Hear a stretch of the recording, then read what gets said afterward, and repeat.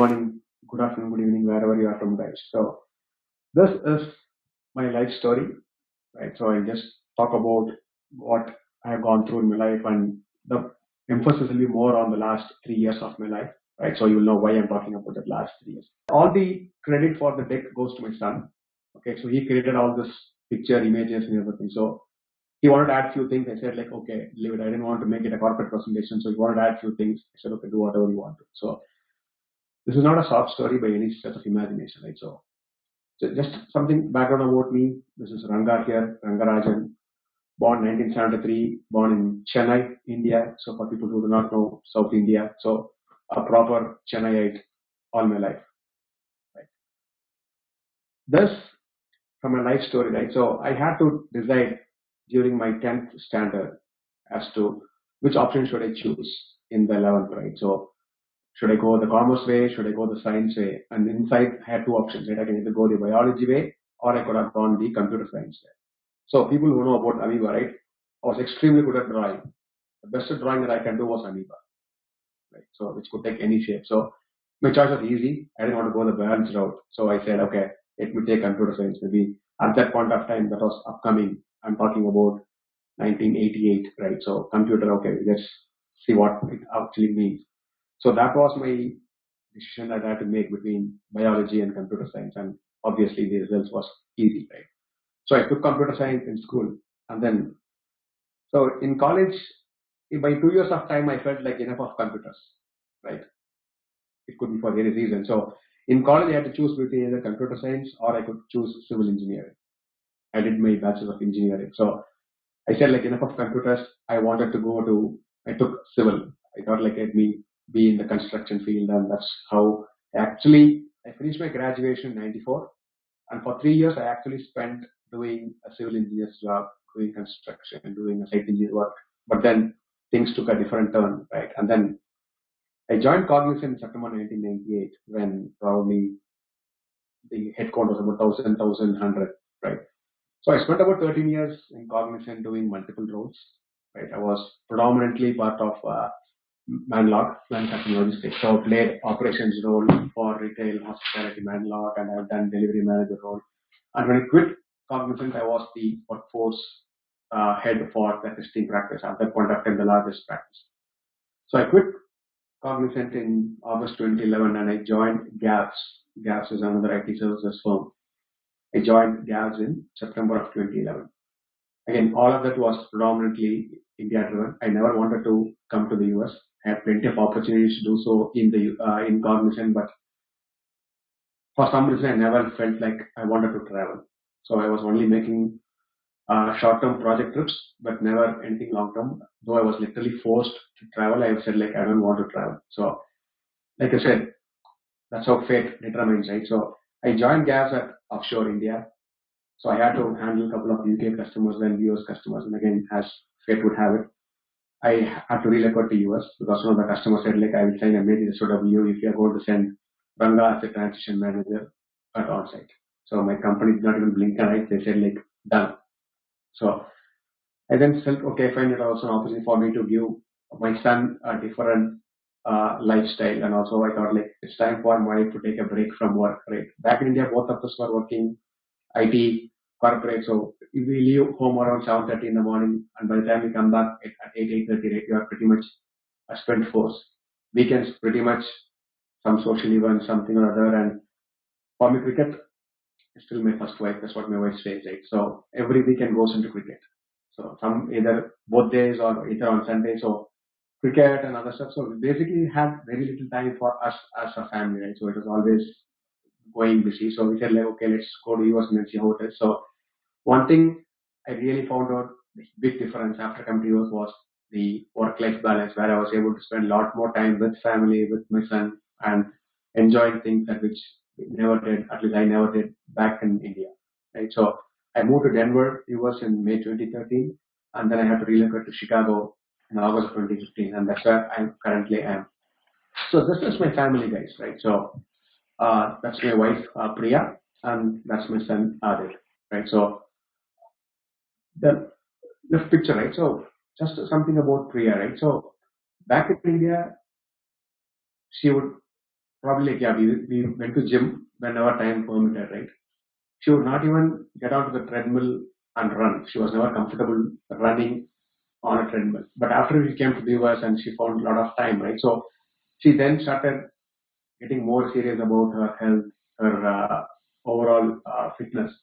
She started going to the gym, and the picture here was an half marathon she did in October of 2017. So if somebody has seen her in the earlier days back in India, and for this, that was a huge transformation. So after we moved to Chicago, probably for about 2 years, she became an absolute fitness fanatic, where every single day of every week she will go to the gym, irrespective of the occasion, right? So her life sort of revolved around fitness, complete diet change, everything. So that's the reason I'm talking about all of this, so you will know about in the subsequent slides. So she became an absolute fitness fanatic to the extent that she was actually able to run a half marathon in October of 2017. So December 5, 2017, the day my life changed, right? So prior to that week, Priya had her school gang get together at Las Vegas. So about 6 or 7 of her schoolmates decided to meet up after a long time, and they chose Las Vegas to go and meet up. So that weekend, she had been to Las Vegas, so she came back on Monday morning. She was pretty tired on Monday, and Tuesday morning she was pretty tired. So thankfully, I didn't have to go to office both those days. So Tuesday I was working from home, and around lunchtime she felt like she was too tired and she was finding it too dizzy. So I took her to the regular doctor. He checked for her whatever symptoms she was having, and he said like there's nothing much to worry, right? So he just gave some medicine and said like maybe all the weekend lack of sleep and all the travel, maybe something. So just get some rest. So we went to the doctor, got some medicines, came back home, and she was still feeling very tired. So it was around 6:30 in the evening. She was saying like I want to go and sleep. So I was just saying like don't go and sleep this early, right? So otherwise we'll have to wake up in the middle of the night. And I said like let's watch something for about an hour and a half, and then maybe you can go and sleep at 8. So we were discussing as to what to watch. Should we watch a movie or should we watch a serial and something? We were discussing, and at that moment she had a seizure. I could see that she had a seizure. I've seen that enough movies. Like she was having a seizure, and I was like, I knew she was having, but I didn't know what to do. So I was trying to hold her, and I was trying to sort of get her to sort of sit or to lie down, but it was becoming very difficult, right? So, and that moment I actually called out my son. Normally when I call my son, right, he says, Dad, give me 10 minutes, 15 minutes, so he doesn't even respond, right? I do not know for that day, the moment I said, Adik, just come down, it's urgent, he just came down immediately and he could see that his mom was not well or she was going through something. So I was able to control her and I was able to keep her on the sofa, and it was Adit who actually called 911. So he called 911. The 911 folks came within maybe say 2 to 3 minutes. So they administered whatever immediate medication, and then they took her to the nearest hospital. We went to the hospital and the doctors checked her up, and after a couple of hours they came and told me that she had a blood clot in her brain. So I was like, I thought, I was not even thinking remotely when she had the seizure that it's going to be this bad, right? So had called a couple of my friends. They had also come to the hospital, and the doctor said that she has to be under observation for a couple of days. Said, okay, fine. So, but he said there's nothing to worry, just that it's under control, and we have to just monitor her for a couple of days, and then depending on how things go, we might need a surgery or we may not. Said, okay, fine. So that whole night I was with her in the hospital. So I'm not sure how many of you had that experience, right? So if somebody had a blood clot in the brain, they have to literally wake her up every 1 hour to see if she is conscious and stuff. So she wanted to sleep with all the medication, everything, but they would not allow her to sleep because they had to come wake her up every 1 hour, ask for her name, whatever number, and all that stuff. So that whole night was a sort of a big challenge for her, and I was in the hospital. So until 3 o'clock or 3:30, I was in the hospital. By then, a couple of my family members had come. So Priya's brother lives in Dallas, so he had come to the hospital, and my friend circle they had come to sort of support. So I came back home around 4:30 to get some sort of take a shower and then go back to the hospital.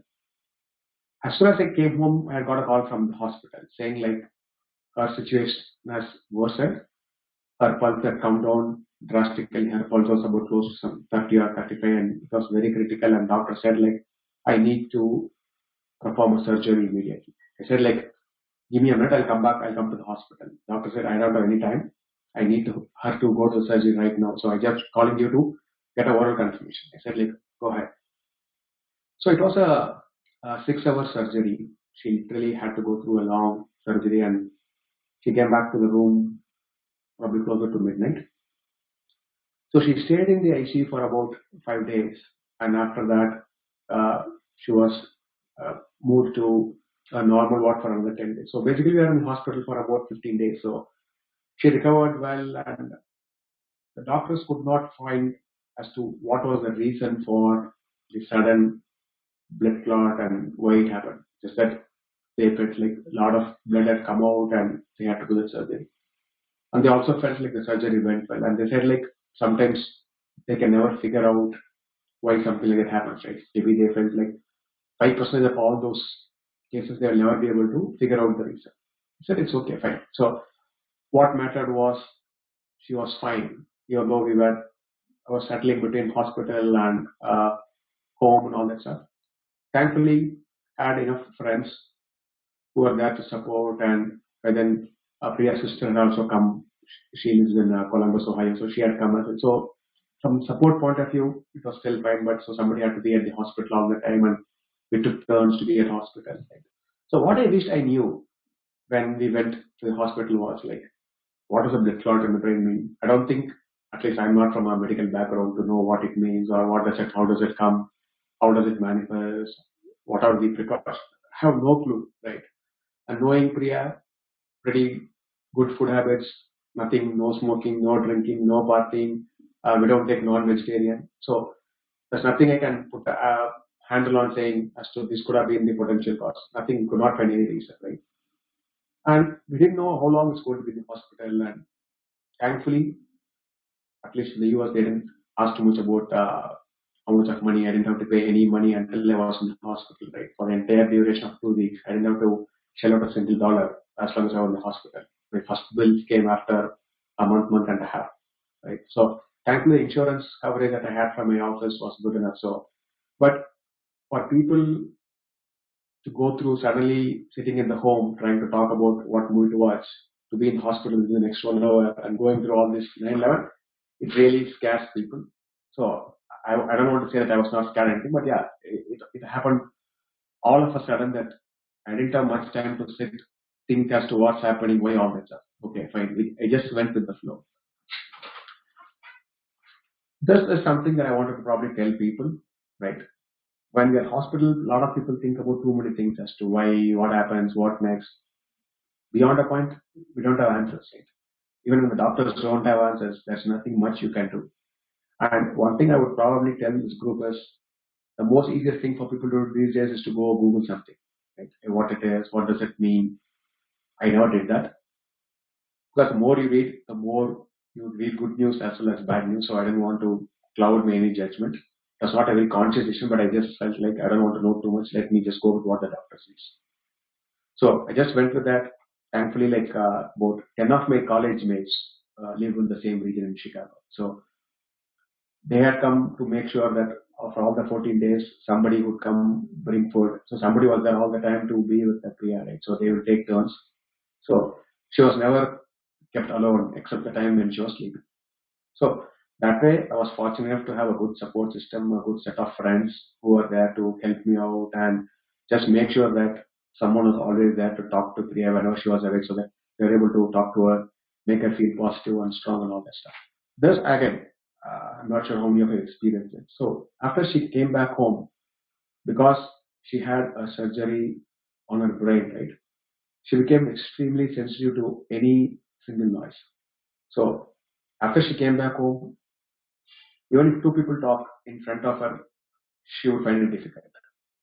So it was pretty much we used to communicate one on one with her.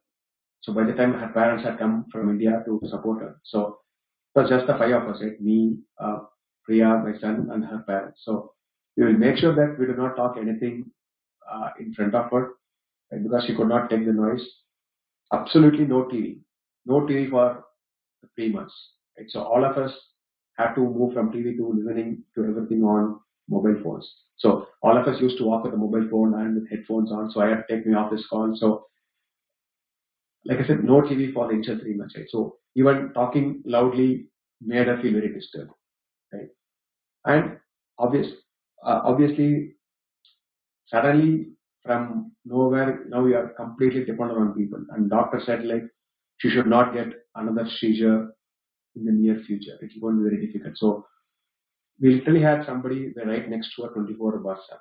Right? Even while sleeping, we had to be with her. While walking, even if she had to come from upstairs to downstairs, somebody was with her all the time so that we didn't want her to leave her alone. Right? So that's something that we got used to. And with all the pain and all the mood swings, you have to be prepared for all of that. And the good part when I spoke about the earlier her fitness fanatic, right? The doctors felt that because she was extremely fit at the time of surgery, she was able to recover faster and that she was able to manage the pain without having to experience too much of those mood swings. So, blessing in disguise, whatever fitness routine that she had taken, right? So, she was really fit. And doctors actually said like it was difficult to see somebody who has gone through a major surgery on her brain to be out of ICU within 5 days. So, like I said, blessing in disguise. So after the initial surgery, we had to go to the hospital every 2 weeks for the doctor to take a look at her, and we had to go through an MRI scan to see how the uh, cure was happening. Right? So we went through initial 2 scans, 3 scans went perfectly well. Doctor said like hey, everything is looking fine. I don't see any problem. So during Feb 2027, that is probably what almost 2.5 months after the original incident happened, I had to travel to India for an official visit. It was a very important client visit, and I had to go to India. So during that time, my father-in-law said like he will take her to the hospital because there's a routine scan anyway. He said okay, fine. So I traveled to India on a Thursday. So my wife and my father-in-law went to the doctor on Friday. So doctor felt like the MRI scan showed something different. So then they realized that she actually has a brain tumor, which actually created the seizure in the first place. So the third scan or the fourth scan actually showed the real reason as to why she had a seizure in the first place. Because there was so much of blood, right? It sort of covered the tumor portion of it and did not surface out for 3 months. So I was in India. She gets this diagnosis, and then she tells me the next day because she didn't want to disturb me because anyway it was midnight for me. So next day she tells me that this is what it is. So I was like, okay, I had to cut short my visit. I told my office and they said like, leave immediately. But the doctor said anyway, he needs a couple of days to sort of figure out things. So I cut short my visit by a couple of days and I came back and I went to the hospital. The doctor said like, we need to do an immediate surgery. I said, go ahead. So back to hospital, back to surgery. But at least now there was a lot more clarity in terms of why something happened like this in the first place. March 13th when she had the surgery for brain tumor. So again, we were in the hospital and she was in the ICU for about 3 days and then she recovered well enough. So doctor said the surgery went well. Again, I'm not sure if you have heard about brain tumor. Unlike other tumors, there is no stage here, right? If you look at other type of cancer, oral cancer or a liver cancer, you've got stage 1, 2, 3, and 4 depending on the criticality. For brain tumor, there is no stage. There's something called grade 1, 2, 3, and 4, right? So unfortunately, she was diagnosed with grade 4, which is the most malignant of the tumor. So doctor said, this is what it is and this is how the prognosis looks like. It's okay, fine. So the treatment was pretty straightforward. Right? She had to go through a 6 weeks radiation course followed by chemotherapy for 6 months. Right? So that's the standard medication for brain tumor. So this was on day one of radiation. Other important aspect which I want to probably tell people is until today, right from the time the whole thing happened till today, my wife does not know what exactly is the prognosis, what exactly she's dealing with.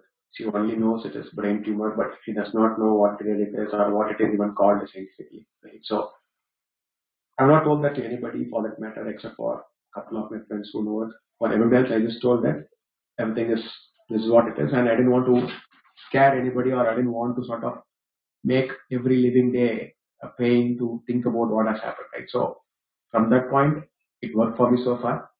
Ignorance is bliss.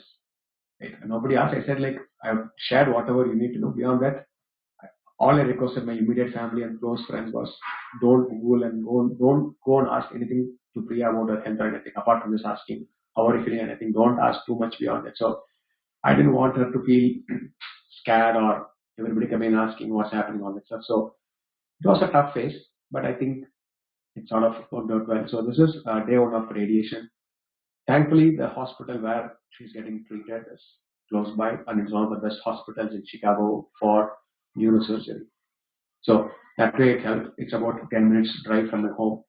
So radiation every day, it was 5 days a week, 6 weeks. I had to go to for radiation treatment every single day. And parallelly, once that got over, she had to go through a chemotherapy for 6 months. Right? Chemotherapy, again, thankfully, with the advancements in medicines, it was not, she had to go to the hospital, or it was oral chemotherapy, where she had to take the medicines orally. So that's how the whole sequence was. So like I said, you need to be aware, you need to be very, very conscious. And important thing is you have to be really, really understanding of what happens to a person who's dealing with such a major situation, right? I've seen a lot of people with functioning brains behave erratically or in whatever manner we have seen, right? We have seen all of that in our life. But for somebody who has no control as to how their brain operates, right, it's even more difficult, right? I'll probably talk about some of those in the subsequent slides. But one thing you need to be really, really be aware is that the other person is going through that, and you need to be very, very conscious of the fact that you cannot just treat other person as normal and then show your emotions to them. So you have to be very, very mindful of that, right? And all that is associated with uh, tumor, right? Pain, hair loss, loss of appetite, mood swings, all of it was there, and it was a tough phase, but thankfully we managed all of that.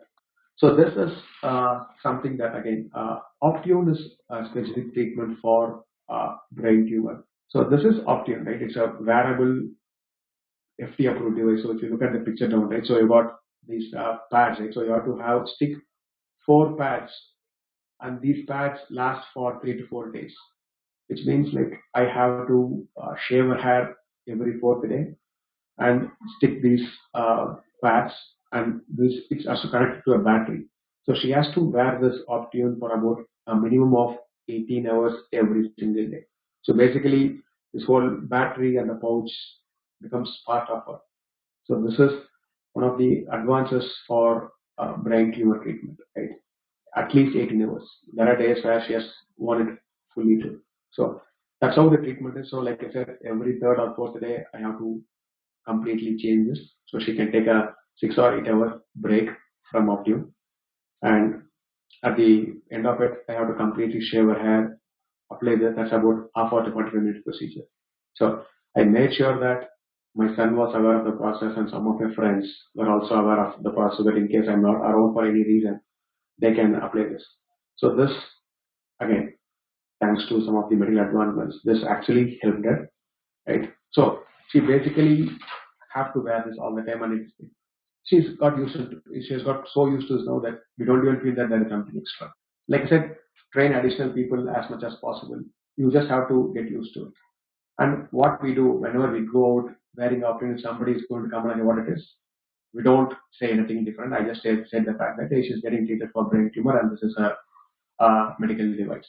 And then people ask what it is, and I tell her. So it's an opportunity for me to spread the message that this is treatable and these are some of the advancements. And it also helped that when we visited some of the other hospitals, some of the nurses did not know what it was. So we had to explain, and it was helpful that we were able to spread the message across. Right. So some of the dark days, what we had to go through, I'm sure people are aware, right? When you go through constant chemo, your platelet counts comes down. So there are days when the platelets count, I think for a normal human being, it should be anywhere in the 150 to 400 range, right? There are days for where whenever she goes to that chemo cycle, right, it comes down pretty badly. It comes to 30, 20, 40. So there was a day where it had come down to 30, next day it went to 20. So going to hospital, checking for blood test and taking the blood count was a routine day-to-day affair, right? We got so used to it. So there was a day where it went to 20 and next day it went to 8. So doctor said like this is a very critical scenario because if it reaches below 10 or if it goes closer to 0, the blood does not coagulate, which means even a small injury would mean the blood keeps flowing, right? So unfortunately, while she was brushing that day, she started bleeding and the blood did not stop. So I had to take her to the hospital and she had to undergo a blood transfusion immediately. Those are some of the dark days where you have to constantly keep track of the platelet count and all that stuff, right? And the same slide, madam, the same slide, right? There are days where, because of all the medication and everything, right, she just cannot sleep. Right? Even though she's tired, she's drained up all energy, she cannot sleep. And there are days where she would sleep pretty solidly to the extent that even if I go wake her up twice, thrice, right, she doesn't wake up. So there are days where when you wake up for 3, 4 times and she doesn't wake up, right, your mind starts thinking negatively, and then you really have to put an effort to wake her up. And those moments, it's tough to go through, but then that's part and parcel of this whole thing. Like I said, right, these are some of the byproducts, or I would say advantages of having a brain tumor. So she doesn't remember a lot of things. Right? So she will tell me, hey, did you do this at 7 in the morning? And then she'll ask the same thing at 8 in the morning. Did you do this? Did you call this person? Or did you fill this? Whatever. Like initially, I was like, she just asked me an hour ago. So I then realized she does not remember the fact that she had asked me. I am the type of person, like I said, right, the one on the screen, right? You told me 6 months ago, that's good enough. Don't remind me again. But then from that, to be reminded 7 times a day, 8 times a day on the same topic because she doesn't remember the fact that she had asked me. Initially, it was difficult, but then I realized that she doesn't remember that. So now we have a big board in my home where she writes things that she needs to talk to me. So because she doesn't remember, and maybe when she remembers, I may not be available. I might be on an office call or something like that. So we have a big board where she writes things that needs to be discussed. So she puts it in the board, and that board we review at least twice or thrice a day because she doesn't remember that sometimes she will not discuss it. Right? So apart from having a tracker at office, I have a tracker at home, which is a much bigger dashboard, and same thing applies for my son too. Right? So those are some good points that made me track things a lot more closely than what I used to. Tell me a name of a fruit, okay, which starts with letter O and that is orange in color. No, no. Or anybody for that matter.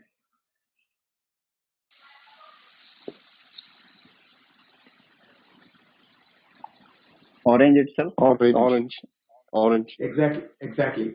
But that was the question she asked me. She knows it is orange, but she cannot say it is orange. That's, again, outcome of the treatment, right? She will remember the words, she will remember the name, she will remember the first letter, but she cannot tell the name. There are days where she may not remember my name or my son's name. She knows what it is, right? So this meant a lot of times to get to a point where she wants to know what it is, right? She has to ask multiple questions before she can actually recollect that word, right? Again, so which means like people who come to know my home, they've seen it many number of times, right? So one of my friend comes, so she will say like, let me remember your name. So she will not, she knows what the name is, but she has to ask multiple questions before she can actually recollect that name. So this quiz is now I'm so used to it. So when she asks certain questions, I know what she's thinking and in what direction she's going. So I'm able to be much more proactive with this. But still, even today, they might have some questions which I have no way to get. So it has to be a different game, but at least it made me recollect a lot of things. And sometimes it used to be fun. It gave us a lot of fun moments to keep laughing about it. Grocery, I'm not a grocery guy. I just used to go with her for grocery. I've never gone to grocery on my own. But after this whole thing, right, uh, This surgery impacted her eyesight to an extent that she has lost about 30 to 40% of her right eye, which means she is legally not allowed to drive. So I ended up becoming the only person at home who can drive. So all the grocery, all the vegetables, fruits became my responsibility. So from having no clue about what the price or what it meant to now for the last 2.5 years, so I've become a pretty, I won't say an expert, but at least I'm pretty good at, and I know the routine shops in which area what it is and what are the various types. So from that, these are all plus points for me that I've actually got to learn a lot of these things, right? So again, all the positive things of going through something like this. As if you look at the picture, Priya is the one in the center. To her right are my parents, and to her left are her parents. And this is the picture at the local Balaji temple at Aurora, Illinois, right?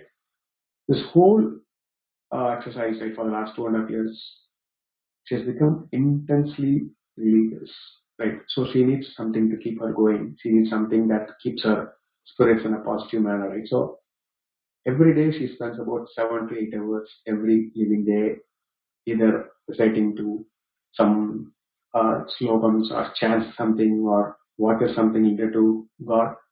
She has become totally into it. Is all I can say.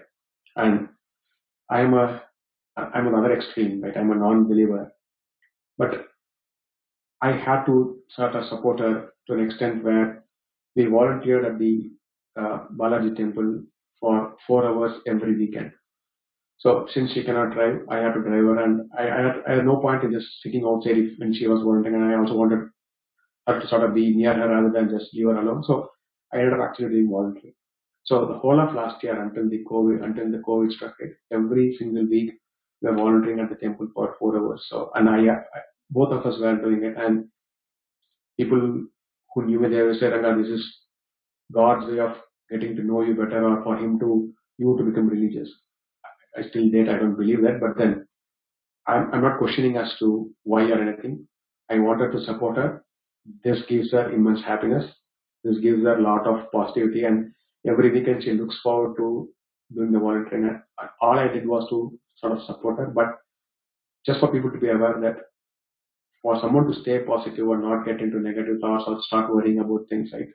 Everybody needs something. And for Priya, this was religion. Like I said earlier, the support system, right? I said I had 10 of my college friends, I had a bunch of family. Everybody came home, and there was a time where for about 3 weeks, especially after the initial surgery, after we came home, we did not cook food at home. People said like stop thinking about it. So every day somebody used to bring lunch and somebody used to bring dinner, right? They put a timetable on their own. They made sure that somebody was there to just drop it. All they would do is come and text me that lunch is ready or food is ready. So all I had to do was just come and collect it. There are days they didn't even come inside because they didn't want to disturb Priya. They would just come, keep it outside and go. That support system, I'm telling you, unbelievable. Like even today, I do not know how I would have survived this whole thing without a proper support system. So be it with my parents, her parents, they came, they were with her, they used to take her out, they used to go with her to the temple. So the entire support system is extremely important. When I go to the hospital, when I see sometimes where people are lying alone, with nobody visiting them, I feel very bad. But the nurses say like a lot of people like that. But I would say I was very fortunate to have a good support system, which was sort of helped me rally around the whole thing. And same thing, you should also be aware that it also takes a lot on your kids, right? Especially for my son to see her mom go through this. So she had a tough time. So I had to talk to school counselors to sort of let them know what she was going through. So they used to talk to him and they used to counsel him. But over a point of time, I started explaining to him as to what she was going through and what is. So I told him whatever he needed to know. So that I told him, if you have any questions, come to me. Don't ask anybody else. So he started getting more comfortable, and whenever he was feeling down, he'll come and talk to me as to what's happening. I was able to explain to him, and for a point of time, he also started getting the routine and was as supportive as possible. But again, beyond a point, kids are kids, so you also have to give that luxury to have them have their own ways of dealing with things. But a good support system is extremely important. Like I said, a support system is important. So what am I doing back to the society? I got so much back from society. A lot of people have prayed for Priya without even them knowing Priya or seeing Priya. It is just they know me or they know some of your friends. All of that stuff happens. So what I am doing back is I'm part of the American Brain Tumor Association. So I'm a volunteer there. So whenever they want me to talk to somebody, whenever they want to invite me to have a discussion, I'm there. I support in any of their volunteering activities. Amita Health is basically the hospital where she's getting treated. So I am part of their volunteering team. I am part of their patient what do you call it, advisory council. How to make life easier for future patients and caregivers. So I give a lot of inputs in terms of what I went through, what could have been done better. So I'm part of the patient family advisory council where we introduce new process, and I also regularly talk to people. So I've conducted about 3 to 4 sessions so far where I talk to patients or caregivers to sort of explain them as to what going through brain tumor means, what sort of precautions or how did I handle and what is my recommendation for them, like purely non-medical. So I do that regularly.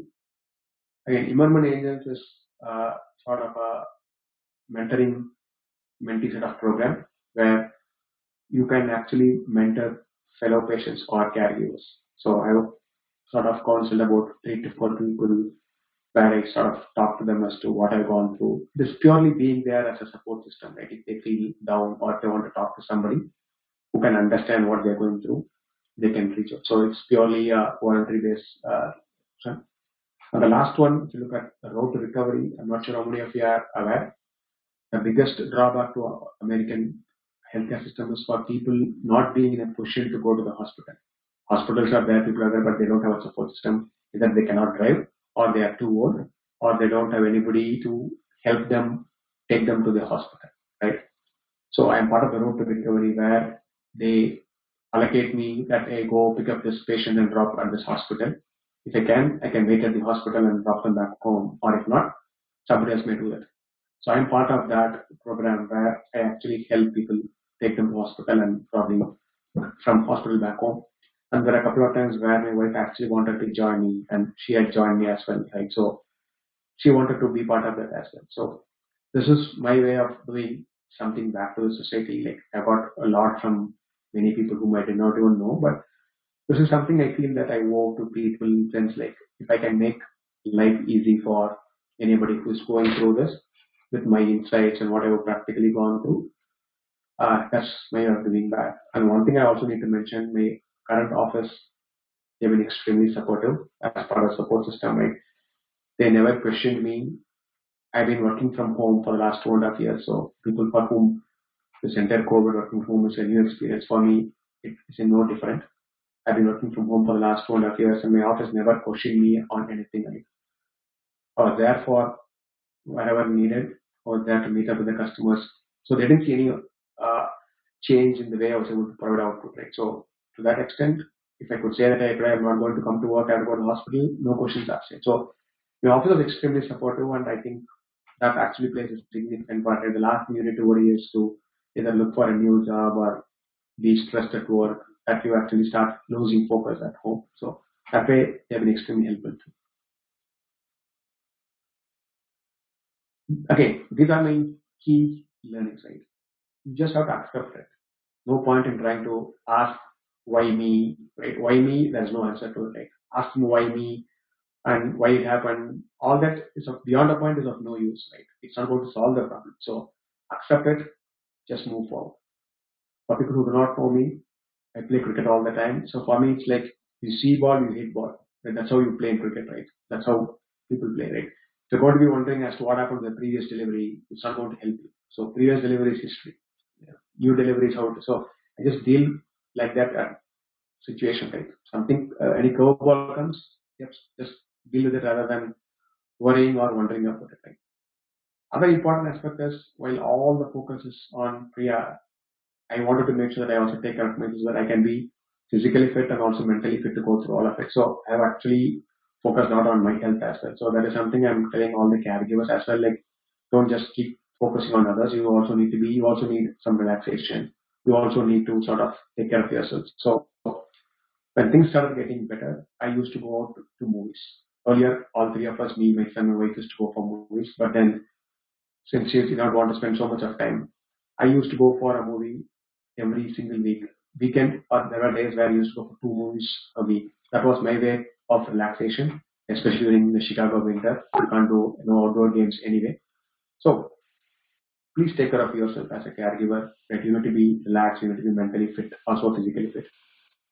And like I said, I don't talk about this at all at home, right? Neither she asked me, nor does I talk about what all that. So if we had to go to the hospital, that's it. Right? So and not too much of information sharing. It helped me. I'm not sure if that's the same case for everybody, but for me, it helped. Live in the present. What I mean by this is like during the initial period, right? My life was every week I had to go to the hospital. This month, finish up the chemo, finish off this, finish off that. That's how we are living, right? Probably 1 week at a time, and then 2 weeks at a time, a month at a time, and after that we have to have a MRI scan every 3 months at a time. So my life is one scan to the next. Not too much planning beyond a point. Not thinking too much as to what's going to happen 1 year down the line, 2 years down the line, which not too much. I did not think too much, and nor did I want to stress myself. Just live in the present, not worry, and then we'll figure out as things happen. Again, these are all my learnings, not necessarily this may or may not apply to anyone else. But like I said, the last 2.5 years, I've realized a lot more about life. I've realized a lot more about the endurance, about how to handle a tough situation in life, about how to handle criticism. All of it, when I hear people about the rat race and all the corporate politics, like, forget it. There is beyond that, there is life. There are many things in life which probably is not worth wasting your time worrying about or losing your sleep over it. So that's made me a better person. That's made me a much more, I would say, mature person. Maybe judgment is still outside, but for me, I personally feel like I can take a lot more of the curveballs that come my way during work or even in personal relationships. I can handle it with a lot more comfort rather than lose my sleep over it. So that's basically the key learnings and my experience in the last 2.5 years. So Manav, if you remember, I told you that when I introduced myself, right, I wrote that the last 2.5 years I've learned a lot more. Like, so this is basically what it is, Manav. Yeah, this is the latest, right? So this picture was taken about a week ago. So anything to see her smile, we all make sacrifices, but I don't make it a big thing because at the end of the day, we are doing it for the people whom you love. So all the changes in life, everything that's gone, it's not a big, it's no big deal. Right? And people make big deal of small things. I don't think it matters. Anything to keep us smile, anything to keep the harmony and peace at home. That's basically what it means to me. This entire journey has taught me, Manav and others.